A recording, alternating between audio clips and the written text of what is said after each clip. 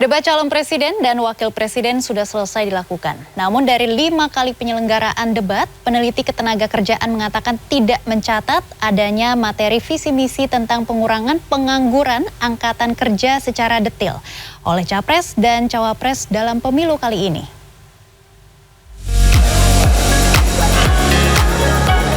Peneliti ketenagakerjaan UGM Tajudin Nur Effendi menilai dalam 5 kali penyelenggaraan debat Capres dan Cawapres tidak ada yang membahas strategi pengurangan pengangguran di Indonesia 5 tahun ke depan.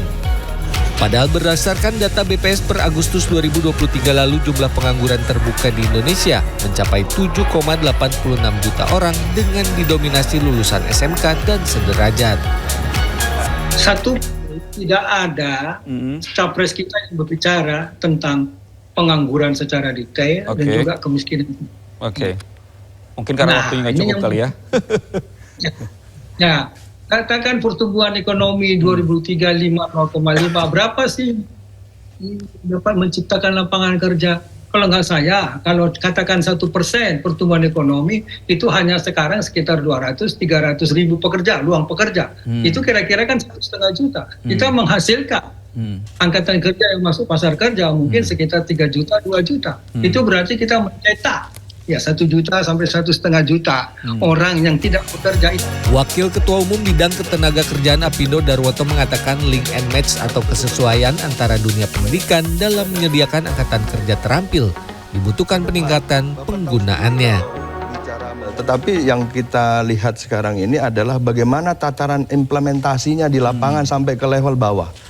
Berbicara mengenai link and match, itu juga kalau pengusaha sekarang ini melihat, itu juga masih belum berjalan secara maksimal di sektor pendidikan khususnya.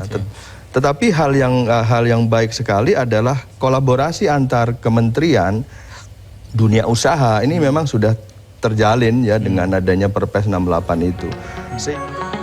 Sebelumnya Deputi Bidang Koordinasi Peningkatan Kesejahteraan Sosial Kemenko PMK, Nunung Nuryartono mengatakan pemerintah secara khusus mendorong pendidikan vokasi dan link and match untuk mempercepat serapan tenaga kerja. Kalau kita hadapkan pada kondisi situasi sekarang proses industrialisasi 4.0 yang semua serba digital dan seterusnya.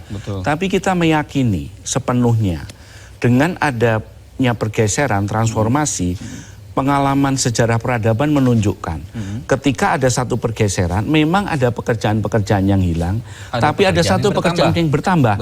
Nah, oleh karenanya disiapkanlah pekerjaan-pekerjaan yang akan menjadi satu potensi lapangan pekerjaan baru. Berdasarkan data BPS Senin siang, pertumbuhan ekonomi Indonesia sepanjang tahun 2023 tercatat mencapai 5,05% atau lebih rendah dari pertumbuhan tahun 2022 lalu sebesar 5,31%.